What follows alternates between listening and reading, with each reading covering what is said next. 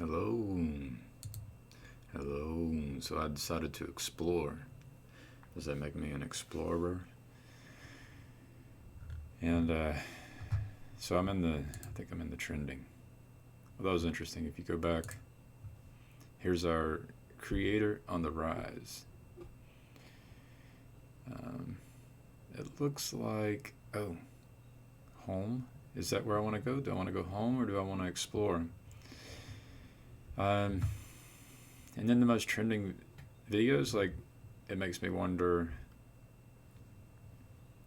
like, what's going on in people's heads. Like, it kind of gives you an idea of where people's attention is at. So, obviously, people have attention on, like, their jobs, and then sometimes YouTube gets your attention. And so, what you got, Kurzgesagt, it's kind of interesting. And then I wonder if Kurzgesagt is always, like, every time they release a video, is it always in the number one? Or did they do something special with this question? Is civilization on the brink of collapse? And then I think I could play this and not. I wonder if I, like, recorded this, would I get in trouble? But let's look. How about that? Number one. Kurzgesagt's good. At its height, the Roman Empire was home to about 30% of the world's population, and in many ways, it was the pinnacle of human advancement. Its citizens enjoyed the benefits of central heating, concrete, double glazing, banking, international trade, and upward social mobility. Upward social mobility? Really? That seems strange.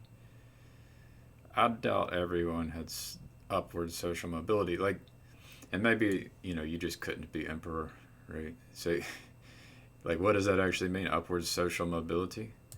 What does that actually mean?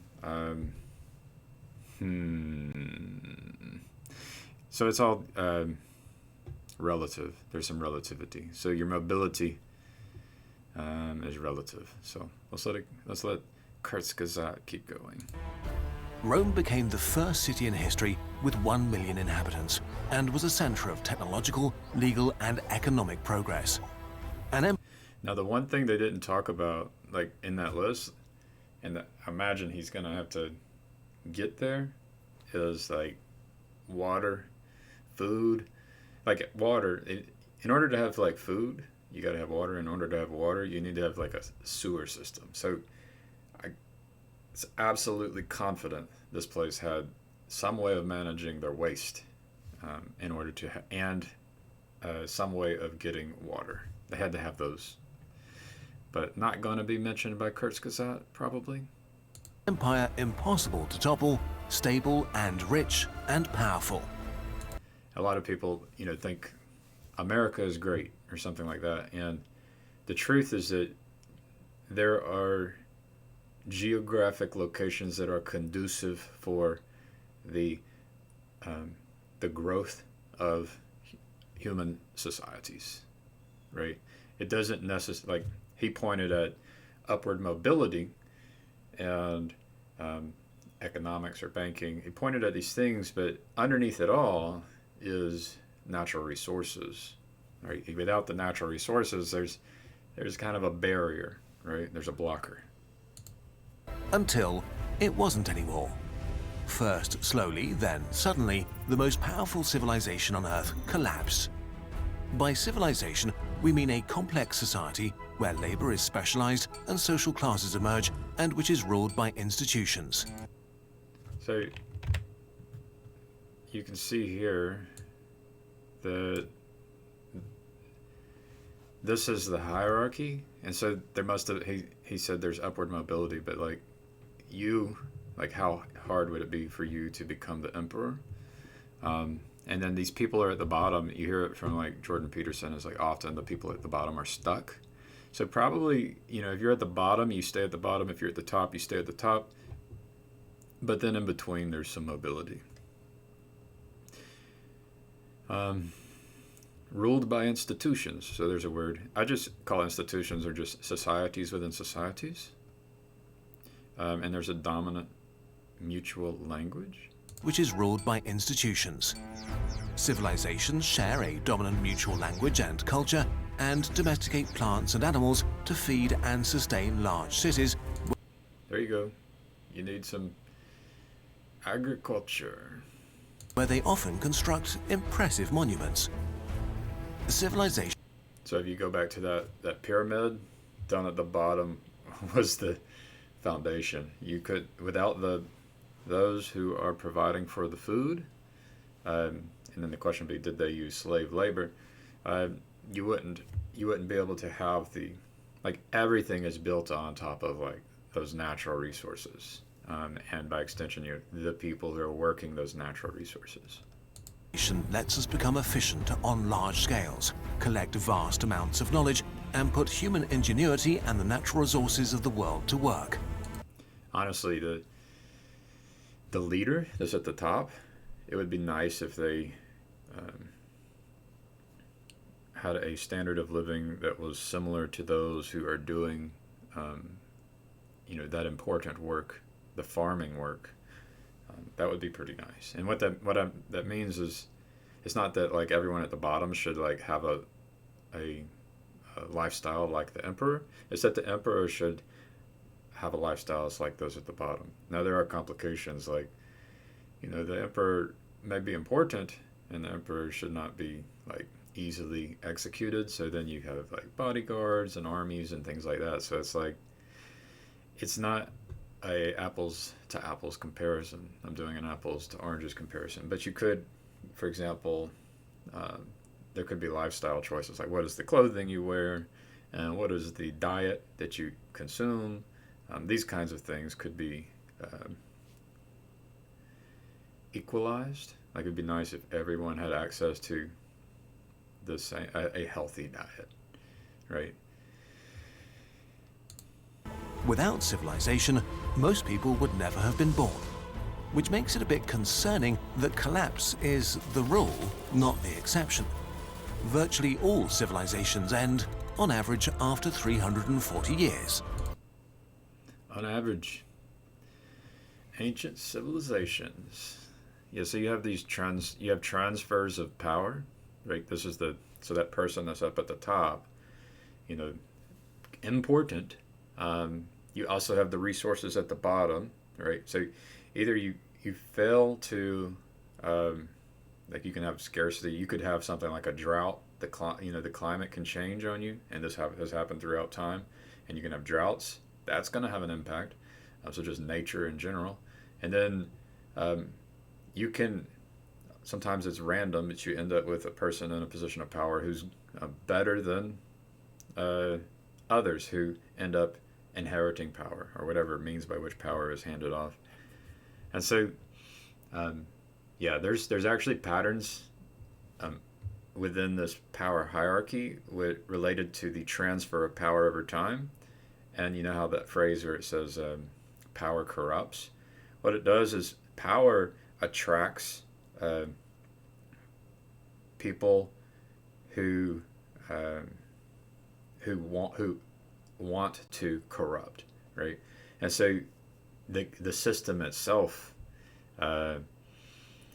is selecting for the wrong kind of people. And so the civilization's ability to persist is going to have to do with some luck, because we don't control the weather yet. So it does depend on natural resources, but then it's also going to have something to do with the process by which power is transferred, right? So, and then there's a lot that goes into the luck, all kinds of things: sickness, disease, natural disasters, just the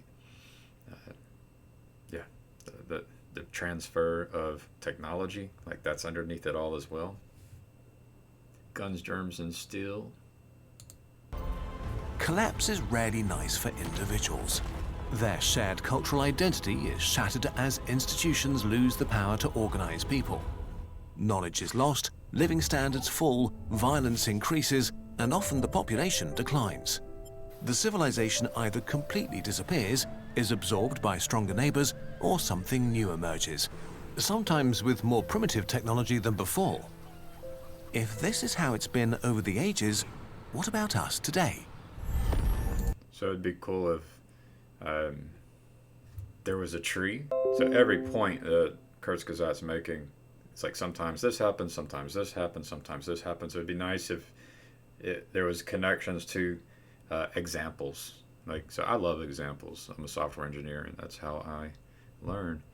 Your computer's running low on storage space. Ooh, I might need to do something about that. Empty. Yes. So this recording is taking up storage space. Let's keep going. Oh, that was just the intro. Just the intro. Just as Europeans forgot how to build indoor plumbing and make cement, will we lose our industrial technology? And with that, our greatest achievements, from $1 pizza to smartphones or laser eye surgery? Will all this go away too? Today, our cities stretch for thousands of square kilometers. We travel the skies. Our communication is instant. Industrial agriculture with engineered high-yield plants, efficient machinery, and high-potency fertilizer feeds billions of people. Modern medicine gives us the longest lifespan we've ever had, while industrial technology gives us an unprecedented level of comfort and abundance, even though we haven't yet learned to attain them without destroying our ecosphere. There are arguably still different civilizations around today that compete and coexist with each other, but together they also form a singular global civilization. But this modern globalized societies within societies within societies, all the way down to you as an individual and those that you interact with. And you as an individual are part of unique sets that are sometimes overlapping. Unique sets of people, and I'm just referring to those as societies. Civilization is even more vulnerable in some ways than past empires because we are much more deeply interconnected. A collapse of the industrialized world literally means that the majority of people alive today would perish, since without industrial agriculture, we would no longer be able to feed them. And there's an even greater risk.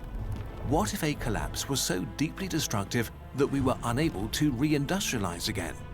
What if it ruined our chances of enjoying a flourishing future as a multiplanetary species? Like, I don't necessarily think it's a bad thing. Like the civilizations going through these ebbs and flows of rising and falling, I think it could be a good thing. Like, in order to build my new deck, I had to destroy the old deck. And what'll happen is kind of like what was supposed to happen with COVID is that the old and the sick people would die, right? So similarly, like, so natural disasters come in and they're supposed to provide opportunity. I mean, there's destruction, there's opportunity for like transformation. That pain and that suffering is always a chance for learning and growing. But we are able to we're able to actually like kind of put that off, right? And so the people in power are able to like cling on to power, and you know, it can only last so long. So either the system that's in place has to keep up with the environment that's changing. So like under technology's changing, and so if the societies can't keep up with the changes of the environment, then there's going to be pressure on the society, and there can be these events which cause pain and suffering and death, and it's not a bad thing, right? So either you are learning and growing, or you are gonna have your feet cut out from underneath you, right? You're gonna stumble, right? And yeah, it's not a bad thing. A global civilizational collapse could be an existential catastrophe. Now, you know, if you have a mess, like you go back to the Explorer. This is number one trending. Um, the a message of like that I'm sharing might not be as popular as far as like activating the juices that get released into your brain, right? That cause you to give more of your attention and your focus and to share and to think something is important, right? Um, so, yeah, this is, I'm guessing this content is activating something in people's brains that cause them to like and share and comment. And what I'm doing is I'm trying to piggyback on the thing that's popular. Something that ruins not just the lives of everyone alive today, but all the future generations that could have come into being. All the knowledge we might have discovered, the art we might have created, the joys we might have experienced would be lost. So, how likely is all of this? Well, I mean, a better question is how do you avoid it? And it's like, okay, I have some ideas, right? I am a software engineer and I understand how to solve important problems at scale. I have experience doing this. And it has something to do with recognizing good ideas and making sure that the good ideas receive the most attention. Meanwhile, this video is not that's the question. If you start pointing out the answer, that's when you are going to have less shares. But if you just point out the problem in all its glory, and you don't like activate these things that are within the minds of humans that cause them to experience like a disagreement, right? So if you can keep the human brain in a feeling of agreement and feeling of importance, then they're more likely to share. But if you start sharing answers, all of a sudden, there might be answers that most people can't understand. You go back to that pyramid with an emperor at the top. So having that hierarchy can be important. And if it's good, then it's changing with the environment. It's learning and growing, right?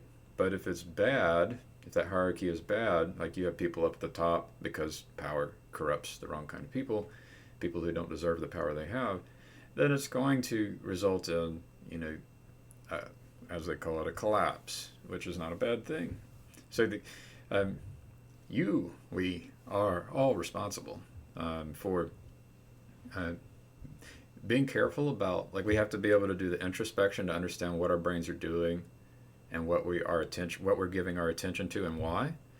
And then we have to, like, once you do that, then you can start saying, well, what am I doing to, in relation to this problem, right? So it looks like Kurzgesagt is pointing at the problem. We'll see if Kurzgesagt has answers, and maybe they do. Like, just pointing at the problem is very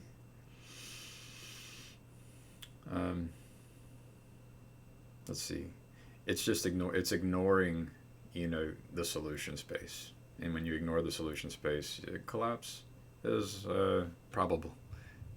When we ignore the solution space, collapse is probable. Let's start with some good news. While civilization collapses have happened regularly, none have ever derailed the course of global civilization. Rome collapsed, but the Aksumite Empire, or the Teotihuacans, and of course the Byzantine Empire, carried on. What about sudden population crashes? So far, we've not seen a catastrophe that has killed much more than 10% of the global population. No pandemic, no natural disaster, no war. The last clear example of a rapid global population decrease was the Black Death, a pandemic of the bubonic plague in the 14th century that spread across the Middle East and Europe and killed a third. Listen to the music in the background.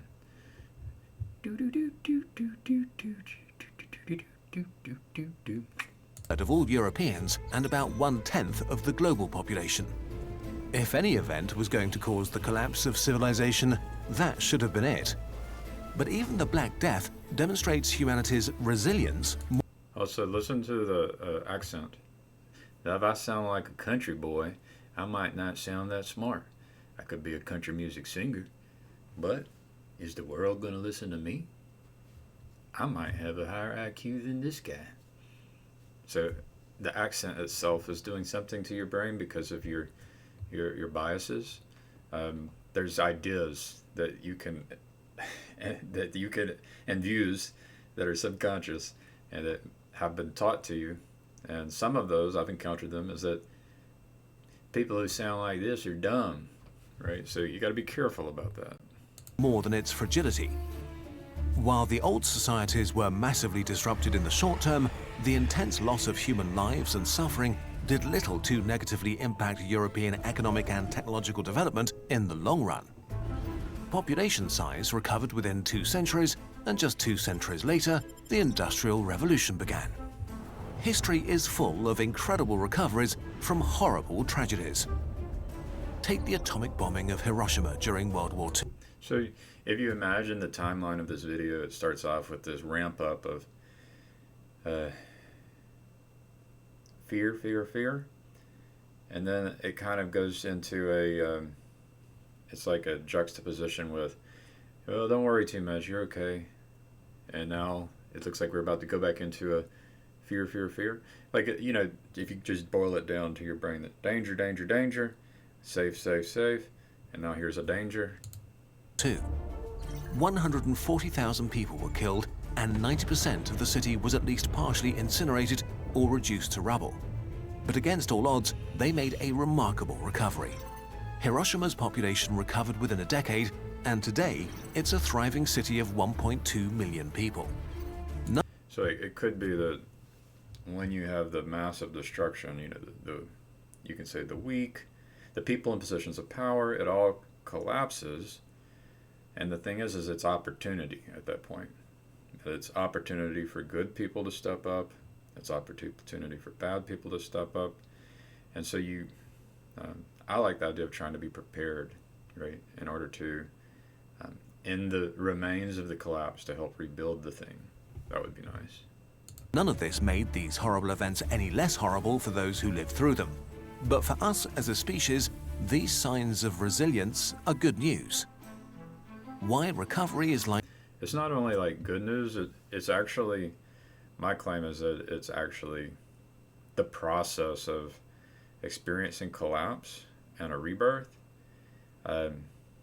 It can be good. It can be very good in terms of the outcomes. Now, yeah, the experience of going through it could be avoided, right? If people just, you know, if those hierarchies, if they were organized properly, my claim would be you could avoid these collapses that have always happened.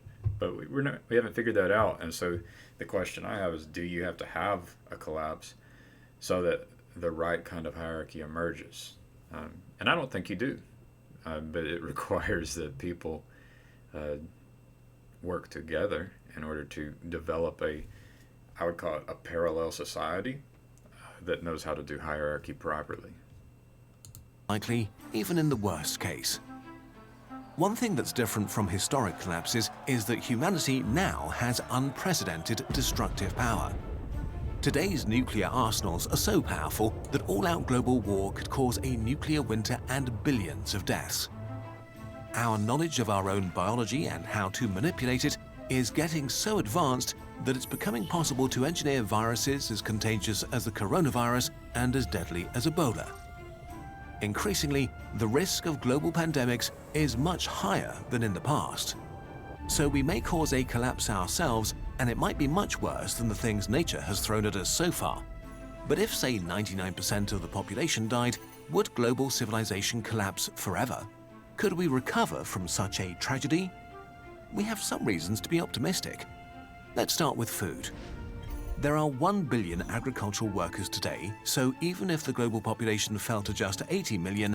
Look at these animations. This is nice. I tried to do animations in my video yesterday. It's like, there's a lot of work that went into this video. It's virtually guaranteed that many survivors would know how to produce food. And we don't... Like, I wonder what software they're using to create this animation up here. This is nice. Don't need to start at square one because we could still use modern high-yield crops. Maize is 10 times bigger than its wild ancestor. Ancient tomatoes were the size of today's peas. After agriculture, the next... I don't know if y'all got that, but the nutritional value of the foods we have today, like the yield, is just greater. It's in the genes now. So the genes of the foods have changed such that they are more nutritious, right? That was the point. Next step towards recovery would be rebuilding industrial capacity like power grids and automated manufacturing. A huge problem is that our economies of scale make it impossible to just pick up where we left off. This is where you want to get into the open source ecology. There are toolkits that people are trying to build for developing countries. This is like, so that's our, you can call it a test bed or a playground for developing the underlying technology in order to build societies, because there are actually places where there is no, the society is not developed.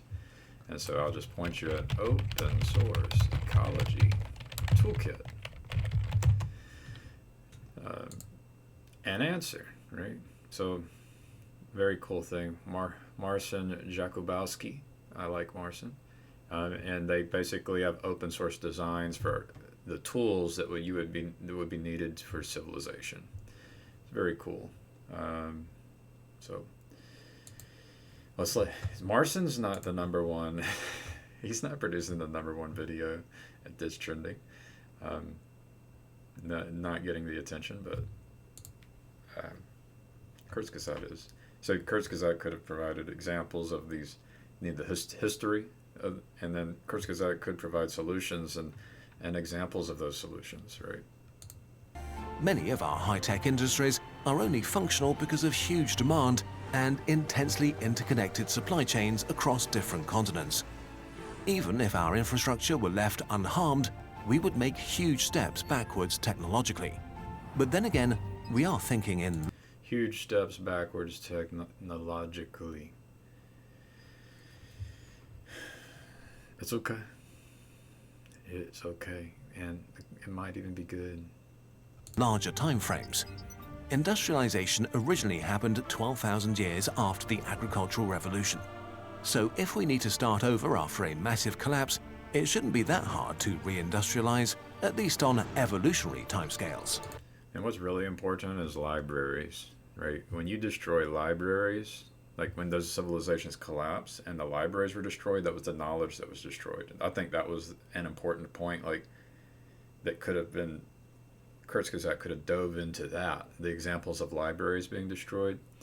And so, if there is a collapse, what you want is a library. And if you want to, and so you go back to open source ecology, it's like this could be a library. You can take, for example, the information and you hand it off, and there would be a step one, right?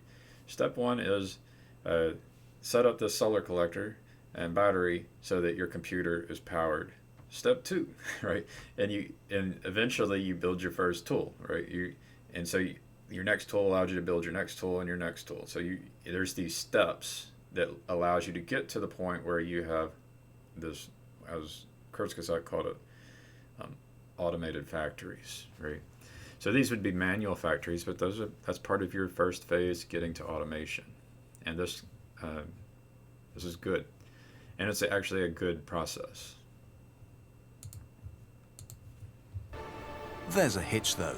The Industrial Revolution. All right, I need to pause. I'll be right back.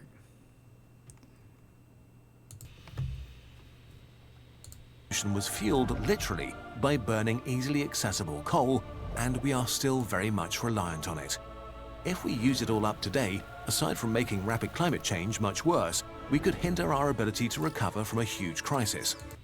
So, making climate change much worse, like, here's another solution, convective heat engine, right? So there's basically this limit on the ideas that rise into the attention. And so Kurzgesagt is at fault, right?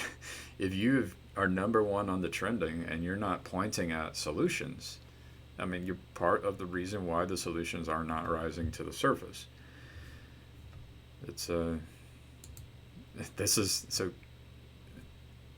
not an inability to do error correction is what causes collapse, right? And that has to do with the education system and attention. And so this thing's getting the most attention.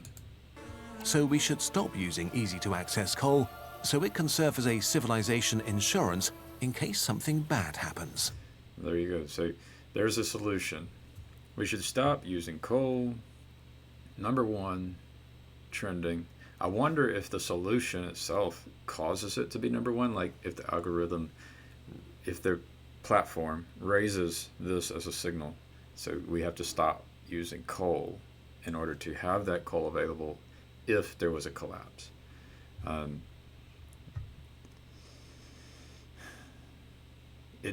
So that kind of thinking, it ignores a bunch of other things like, do we want to have a society where we're all interconnected, where pandemics are caused and the spread of disease is easy? Or do we want to have decentralized communities that are able to be self-sufficient and then provide goods and services to each other, in order for the frivolous things, right? I know that that's a naive view, because I know that there are raw materials that are in one place on Earth that are only accessible to people who would live there. And so if you have technology that needs those raw materials, for example, like in your batteries and your microchips, then you have to have a network and you have to have energy. And so this idea, it's not a bad idea. Decreasing our dependency on coal. Then the question would be is how, right? So a problem is that the idea here is not a solution, right? So there isn't an answer to how do you decrease your dependency on coal. So this would be another one I could potentially point here, a way to decrease dependency on coal. So you want to be able to power your homes without coal. You can do that here. Beneath this thing is a low temperature geothermal energy resource, right? So you've heard of geothermal energy. The typical geothermal energy, essentially batteries, are high temperature, so you have to be next to, this like a source of heat in the earth. So that's located in specific places like Iceland. Certain places on Earth have that, but this is a technology that allows for a low temperature, so you can use existing mines that are already at the right temperature to be able to evaporate alcohol. So alcohol is a solution. It's not necessarily a problem. I saw that in a meme. Another thing that makes recovery likely is that we'd probably have most of the information we need to rebuild civilization. We would certainly lose a lot of crucial institutional knowledge, especially on hard drives that nobody could read or operate anymore.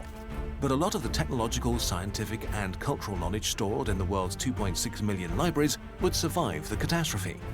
The post-collapse survivors would know what used to be possible, and they could reverse engineer some of the tools and machines they'd find. In conclusion, despite the bleak prospect of catastrophic threats, natural or created by ourselves, there is reason for optimism. Humankind is remarkably resilient, and even in the case of a global civilizational collapse, it seems likely that we would be able to recover, even if many people were to perish or suffer immense hardship, even if we lost cultural and technological achievements in the process. But given the stakes, the risks are still unnervingly high. Nuclear war and dangerous pandemics threaten the amazing global civilization we have built. Humanity is like a teenager, speeding around blind corners, drunk without a seatbelt. The good news is that it's still early enough to prepare for and to mitigate these risks. We just need to actually do it.